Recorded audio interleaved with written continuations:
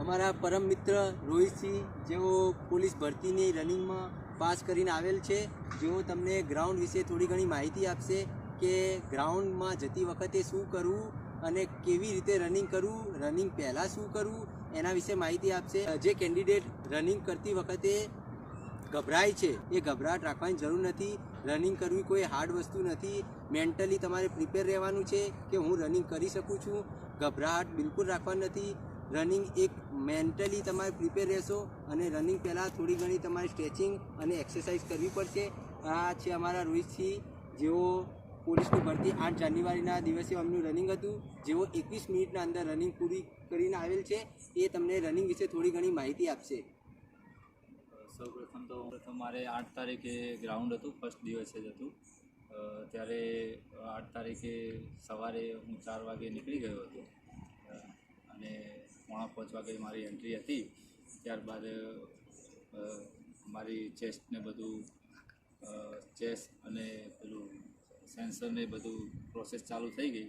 ત્યારબાદ ઠંડી હતી એ બહુ, એટલે એ પ્રમાણે કાળજી લેવી, એ પ્રમાણે તમારે જે પણ તૈયારી હોય એ પ્રમાણે જવું. કેમ કે ઠંડીનું વાતાવરણ છે એટલે માનસિકતા થોડી મજબૂત રાખવી પડશે. અને ગ્રાઉન્ડ તો બેસ્ટ છે, ગ્રાઉન્ડની ચિંતા કરવાની જરૂર નથી. માત્ર દોડી જવાનું છે, 25 મિનિટ સુધી દોડે જ જવાનું છે, ઊભું રહેવાનું નથી. જો તમે દોડી ગયા તો તમે 90% તો પાસ જ થઈ જશો. કેમ કે 2 મિનિટમાં એક રાઉન્ડ પૂરું કરવાનું હોય છે. ટોટલ અમદાવાદમાં 12 રાઉન્ડ છે, એટલે 2 મિનિટમાં એક રાઉન્ડ તો પૂરું થઈ જ જાય. દોડી જવાનું છે, ઊભું રહેવાનું નથી. મારા પહેલા દિવસે હતો તો પણ અમારી બેચમાં 200માંથી 113 જણ પાસ થયા હતા. અને મક્કમ મન રાખીને દોડવાનું છે તો તમે નિશ્ચય પાસ થઈ જશો. અને તમારું ગ્રાઉન્ડ કયું હતું? ક્યાં નંબર આવ્યો હતો? કૃષ્ણનગર ભોગા ખાતે મારો નંબર આવેલો. અને ત્યાંનું આમ બિહેવિયર પોલીસ સ્ટાફનું કેવું હતું? ત્યાંનું પોલીસ સ્ટાફ, ત્યાંનું વાતાવરણ બહુ બેસ્ટ હતું. પોલીસ સ્ટાફ બહુ સપોર્ટિવ છે, બહુ હેલ્પફુલ છે, બહુ જ મદદ કરે છે. અને રનિંગ કરતાં પહેલાં તમે કઈ કઈ સ્ટ્રેચિંગ કરી છે તમે જણાવી શકશો? રનિંગ કરતાં પહેલાં ત્યાં સમય મળે જ છે, પોલીસવાળા સમય આપે જ છે કે ભાઈ રનિંગ ચાલુ થશે તો તમારે જે સ્ટ્રેચિંગ કરવાનું કરી લો, શરીર વોર્મઅપ કરી લો. એના પછી તમારે રનિંગ ચાલુ થતી હોય છે, એટલે સમય તો તમને ભરપૂર મળે છે, એટલે એ ચિંતા નથી. બરાબર. અને તમે રનિંગ કર્યા પછી પણ સ્ટ્રેચિંગ કરો છો? હા, રનિંગ કર્યા પછી પણ સ્ટ્રેચિંગ જરૂરી છે, કેમ કે પગ નહીં ભરાઈ જાય, છાતીનો શ્વાસોશ્વાસની ક્રિયા સરળ ઝડપથી હોય તો એ સ્ટ્રેચિંગ કરવું જરૂરી છે.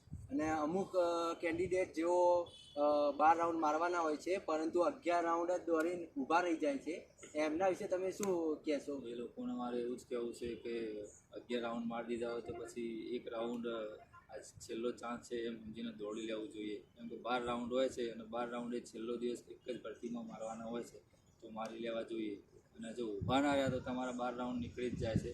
મેન્ટલી સ્ટ્રોંગ રહેવાનું હોય છે. અને જનરલી તમને એવું લાગે કે મારે 12 રાઉન્ડ પતી ગયા છે અને સમય બાકી છે, તો તમે ચાલીને પણ અને ધીરે ધીરે દોડીને પણ એક એક્સ્ટ્રા રાઉન્ડ મારી લેવું, જેથી તમને આગળ જતાં એવો અફસોસ ના થઈ જાય કે મારે એક રાઉન્ડ રહી ગયો અને તમે ફેલ થઈ ગયા. એટલે કે ઘણા એવા મિત્રોને એવો બનાવ બન્યો છે કે જેઓ 21 મિનિટના અંદર 11 રાઉન્ડ દોડી ચૂક્યા છે અને પછી કહે કે મારે 12 રાઉન્ડ પૂરા થઈ ગયા છે. જ્યારે રિઝલ્ટ આવે છે ત્યારે ખબર પડે છે કે તેઓએ 11 રાઉન્ડ જ પૂરા કરેલ છે.